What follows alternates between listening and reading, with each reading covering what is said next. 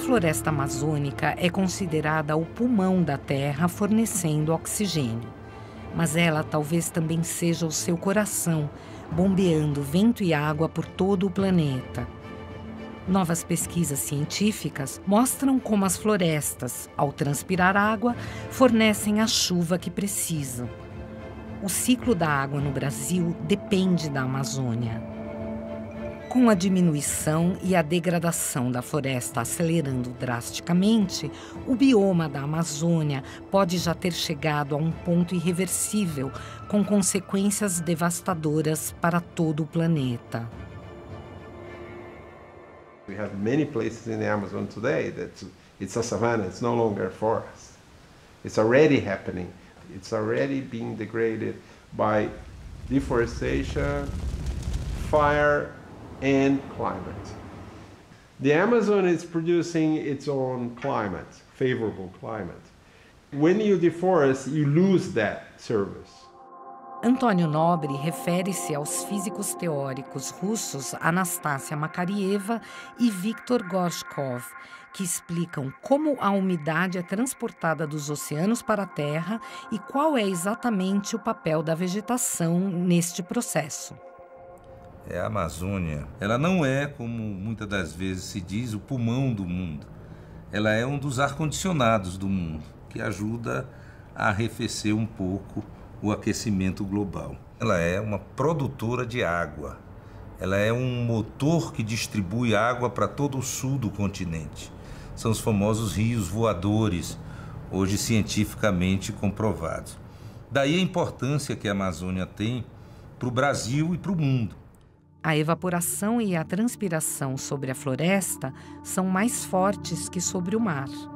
A floresta amazônica atua como uma bomba atmosférica, sugando a umidade oceânica que se condensa em enormes volumes de vapor chamados rios voadores. Os ventos carregam estas correntes de umidade para os Andes, onde se redirecionam, atingindo o sul do Brasil, o Paraguai, o Uruguai e a Argentina. The flying rivers imply that the moisture carried through the atmosphere to Central South America is maintained and pumped by the Amazon. The Amazon, because it's giving off so much water vapor, is very cool, cooler than the tropical Atlantic, where the trade winds come from and enter South America. This is a paradox because a hot surface has low pressure over it. A cold surface has high pressure over it. Wind blows always from the high pressure to the low pressure. So here comes the trade winds from the Atlantic and enter in the Amazon, hot Atlantic entering the cool Amazon against the pressure gradient. How can that be? The water vapor, when it emerges from the forest, it harvests heat. That's why it cools down the surface. The water vapor is moving up in the atmosphere. When it condensates, there is a reduction. So when this vapor disappears, the pressure lowers down. Segundo este modelo, a bomba biótica, as florestas intactas criam seu próprio clima.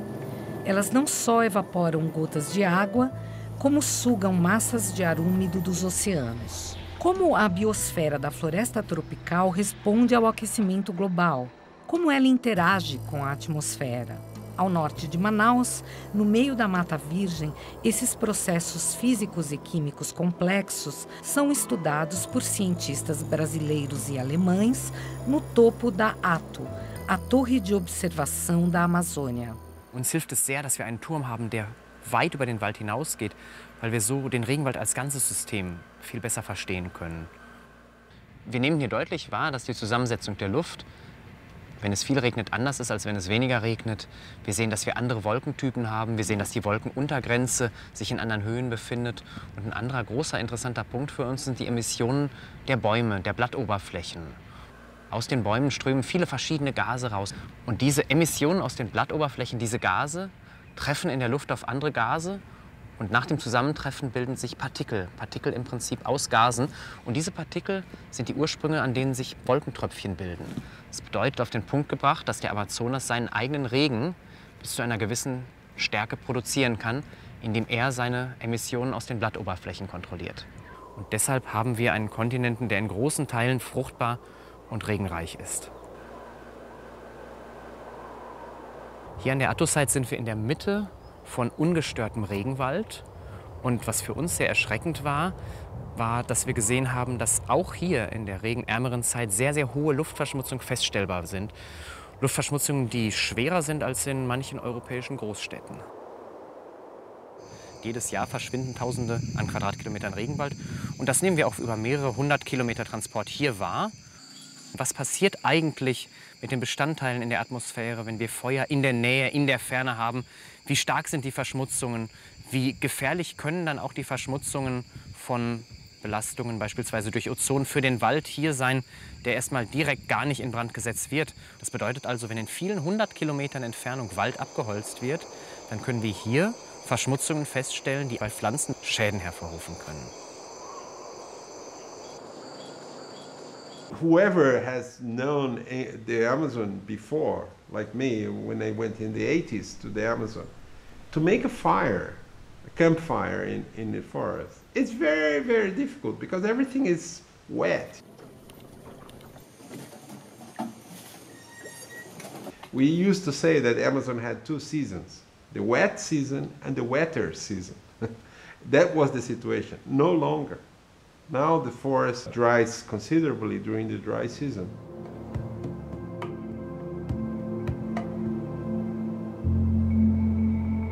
Brasilien spielt als großes Flächenland mit vielen Einwohnern natürlich eine ganz herausgehobene Rolle bei der Erreichung der weltweiten Klimaziele, insbesondere wegen der großen Waldflächen, den Amazonasraum, dieser einzigartige Großraum, der weltweit eine sehr, sehr große Rolle spielt beim Erhalt des Weltklimas. Und das ist auch unsere Motivation für die deutsche Bundesregierung und hier für dieses Haus, das Bundesministerium für wirtschaftliche Zusammenarbeit und Entwicklung, massiv zu investieren, unsere Partner zu unterstützen bei der Erreichung der Ziele, die sie sich selbst gesetzt haben.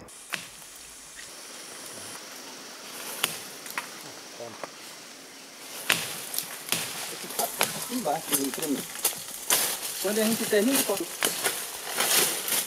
se eu cortar aqui embaixo rápido, tem que cortar aqui em cima ligeiro, porque se eu demorar, quando eu terminar de cortar aqui, a água já sumiu. Quando a gente anda na mata e a gente está com muita sede, e geralmente esse cipó tem água. Ó.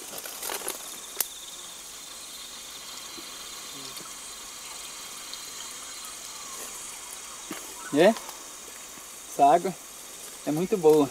Aqui, quase nós, todos que andamos na mata aqui, a gente toma a água desse cipó aqui. The forest dries during the dry season because of fires. Fires produce smoke and soot, so the clouds start forming with too many small droplets who do not coalesce to produce rain. So they start falling a little bit and evaporate again. So the forest spends sometimes months, 2 months without any rain. So it becomes so dry, it catches fire. O Instituto Brasileiro de Pesquisas Espaciais, em São José dos Campos, está monitorando a floresta amazônica utilizando imagens de satélite. O INPE rastreia o desmatamento e os incêndios florestais em tempo real e informa as autoridades sobre barreiras e queimadas ilegais. Cientistas recebem estudantes interessados em seu trabalho. Você reconhece onde é isso, né? No norte do Brasil. Estão vendo um monte de pontinhos coloridos naquele mapa? Então, tudo aquilo são as queimadas que os satélites detectaram nas últimas 48 horas. Tudo isso são as queimadas que foram detectadas, né? Queimadas como essas que vocês estão vendo aqui, e que acabam afetando toda a vegetação, vão destruindo a mata, né? Here at INPE, we developed the techniques, the procedures to detect fires and monitor deforestation. So it's a very technical job. And I would say that the difficulty today is not technical anymore. We know precisely what is being deforested, where, when, and by whom. So all the technical needs related to this problem were solved. What remains to be fixed is the political will to stop deforestation and forest fires in Brazil. A agricultura é o principal motor do desmatamento. Os ruralistas, com seu poderoso lobby dentro do Congresso, não perdem tempo. Alcançaram uma diminuição dos serviços de ecossistemas florestais, como a regulação hidrográfica e climática. Isto, por sua vez, ameaça o fornecimento de produtos agrícolas no país. A ciência já provou que, para a manutenção do ciclo hídrico, do regime de chuvas no Brasil, é fundamental proteger as florestas e outros biomas, como, por exemplo, o cerrado. No entanto, infelizmente, uma parte dos grandes proprietários rurais brasileiros parece ainda não ter entendido isso e continuam pensando e querendo desmatar como se as florestas fossem desnecessárias. O que me espanta, o que me chama a atenção, é que parece que eles não entendem que para a própria manutenção da atividade deles, a agricultura, é fundamental ter água. E para ter água, é fundamental ter floresta. Esse é o dilema que a gente vive hoje em dia no Brasil. A última grande chuva em Brasília foi há 5 meses. Difícil acreditar que a cidade ao redor desse imenso lago vive a maior escassez de água de seus 57 anos de história. Tudo para ver se ameniza um pouco a crise que impôs um racionamento de 1 dia por semana sem uma gota nas torneiras. A CAESB já foi autorizada a ampliar o racionamento que começou em janeiro para 2 dias por semana. O nível do reservatório principal de Brasília baixou para 5%. Essa crise hídrica é a maior crise hídrica da história de Brasília, dos últimos 50 anos. Ela afeta muito as pessoas e afeta o comércio, gera desemprego. 80% das atividades econômicas dependem da água.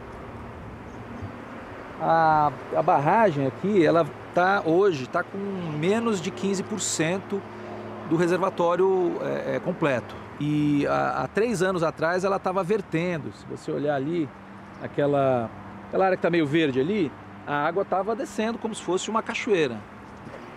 Quem mais está sendo afetado, infelizmente, é o produtor rural.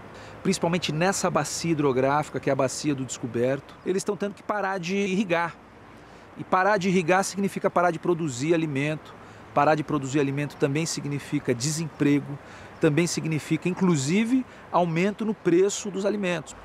Aquela marca lá, onde o concreto começa a aparecer, ali é onde verte. Olha, a gente, nesses últimos 3 anos aqui no DF, nós enfrentamos uma seca muito grande. O índice pluviométrico caiu bastante. Além disso, a gente tem o uso e ocupação do solo aqui no Planalto Central, especialmente no Distrito Federal, tem causado um impacto muito grande nas nossas nascentes. E isso tudo contribui para que a afluência no reservatório esteja ficando cada vez menor. Dieser Druck auf die Waldflächen in Brasilien hängt leider Gottes auch sehr stark mit unserem eigenen Konsum zusammen. Es findet immer noch Entwaldung statt, um Rindfleisch zu produzieren, sowohl für den heimischen Markt in Brasilien, aber auch für den Export nach Deutschland, nach Europa. Ein Großteil der Futtermittelindustrie in Europa basiert auf der Produktion von Soja in Brasilien. Auch wir müssen umdenken, hinzukommen zu einer ökologischeren Landwirtschaft. A Amazônia, ela já perdeu cerca de 19% da sua formação original. Nós podemos observar nesse mapa que essas áreas em vermelho, bem na borda da Amazônia, são as áreas que já foram desmatadas. E essa parte bem na borda forma o que a gente chama de arco do desmatamento. Então esse arco ele tende a aumentar e fazer pressão para as áreas que ainda têm floresta.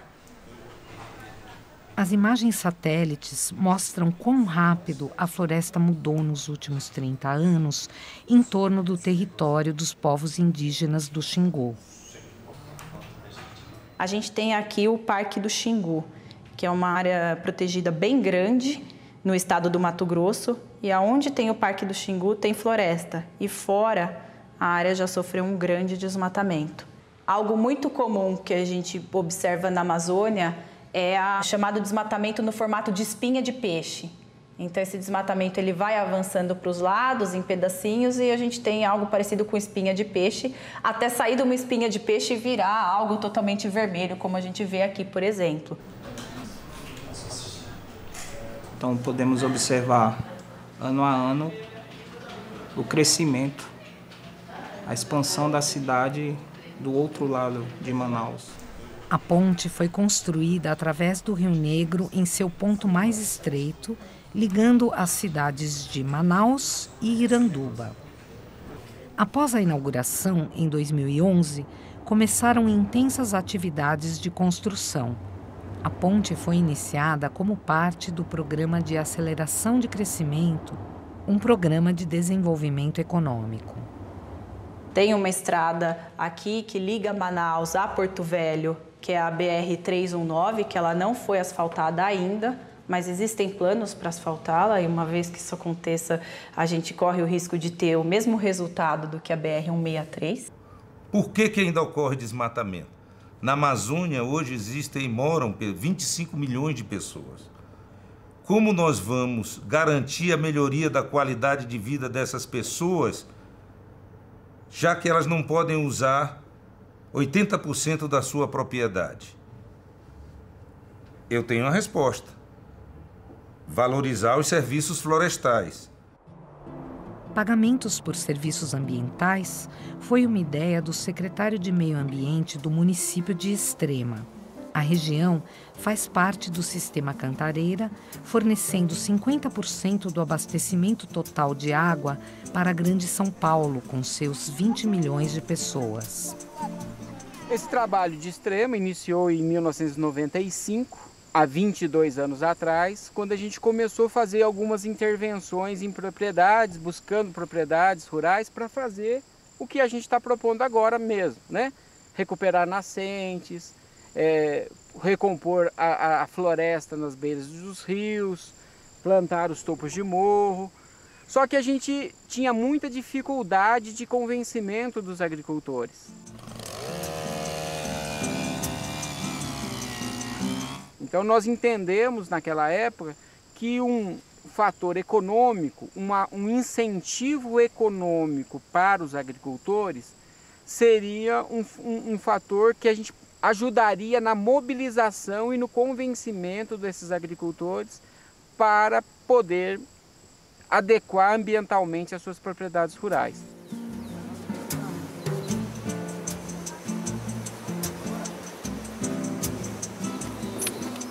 E o projeto foi se expandindo e hoje nós temos mais de 200 propriedades aqui no município de Extrema.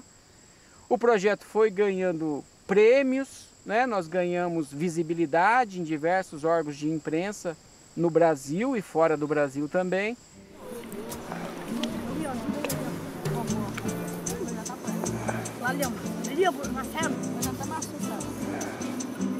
E outros municípios se interessaram nessa mesma proposta e é o que nós estamos levando agora para 284 municípios nessa região da Serra da Mantiqueira, né, que corresponde a uma área de 100 mil quilômetros quadrados, essa região dos 284 municípios, que tem como meta restaurar 1.200.000 hectares, que corresponde a 10% da meta brasileira no INDC, né, no protocolo assumido na Conferência de Paris, né, a COP21. O reflorestamento de terras selvagens na floresta costeira atlântica do Brasil é uma tarefa importante. Antigamente, ela estendia-se por todo o litoral. Hoje, menos de 1/10 ainda está de pé. Agora, todos os proprietários de terra devem prestar contas sobre o seu uso. 20% de cada terreno deve permanecer intacto ou ser reflorestado. Na região amazônica, 80%. Isto é, de longe, insuficiente. Os ativistas exigem desmatamento zero e reflorestamento. Os métodos agroflorestais ajudam a atingir esses objetivos. And when I first got here, there was nothing, there's no trees at all. Just grass and lots of rocks. The corn that I used to plant would grow this tall, wouldn't produce at all, very poor soils, degraded soils. And so I started working with plants, trying to discover plants that would grow here and that would produce a lot of biomass and help recover the soils without too much effort. Planting water means this, means when you look inside the plant, what do you find? This is dropping water. It's actually literally producing water. See the water coming out of there? This is a cactus. It's called pear cactus in English. If you take some of these, you do this, well, suddenly you have water on the ground. So agroforestry, I think, is one of the main ways of reconciling the two goals, the economic and environmental goals. Because you can produce and have environmental benefits at the same time. Of course, usually the systems won't be quite as complex as a natural forest, and they won't be so simple as a monocrop oil palm or soybean system. They'll be somewhere in between. But then you can have both. You can have livelihoods, improve the livelihoods of farmers, and give them a sort of income, and still have trees similar to a forest, though not exactly a native forest. They'll be very, very similar, and especially in terms of environmental functions, especially in terms of things like water. A agricultura sintrópica e a permacultura, combinando arbustos e árvores no mesmo terreno, aumentam a eficiência do uso da água, conservam a água para as culturas e mantêm sua qualidade. Os fazendeiros do sítio Sementes, perto de Brasília, exploram essas técnicas, usando os métodos de Ernst Goetz, um dos pioneiros neste campo. Plantar água é a palavra-chave. Entender como o organismo florestal funciona, economia de água principalmente, né? Trabalhando com cobertura de solo, trabalhando com sucessão natural, estratificação. Então, assim, você vai estar otimizando o recurso hídrico. Aqui em Brasília, a gente está com um problema grave de água, né? Esse ano mesmo a gente chegou a ter na cidade até 2 dias de racionamento, quer dizer, 2 dias sem água, né? Os produtores rurais aqui em Brasília estão impedidos de fazer captação de água depois das 9 da manhã e até as 16 horas. Então, quer dizer, não tem água, né? Mas esse sistema, e é uma frase que o Ernst sempre fala, que água se planta. Olha que maravilha, olha aqui, ó, a minhoquinha aqui morando dentro do eucalipto. Our center is a center that works with natural disasters. We have to see what's going on with the climatic situation. In Brazil, the natural disasters are related to water, particularly intense rainfall, with consequences like landslides, flash floods, or drought situations. So far, at this exact moment, we don't have a flying river, a Rio Voador. Why? Because to have a Rio Voador, you may have this rainy season, the rainy part in here. We don't have this strong moisture. We don't have a situation in terms of Rio Voador. But when we have the strong winds from the Rio Voadores, this moisture, this rainfall moves over there, over here. And the volume of that is almost similar to the volume of the Amazon River. We're still discovering. And the problem we have now is that there is no more time. The scientific enterprise will take many years till this is fully demonstrated, etc. And it will be too late because the Amazon will be gone. What we have now is that we have a very good theoretical reason to believe that the Amazon has an incredible importance in terms of cooling the planet vertically through the evaporation and condensation, and latitudinally because it affects the circulation on the oceans. And not only the Atlantic, there is a powerful effect on the Pacific as well. And in so doing, it keeps Earth cool.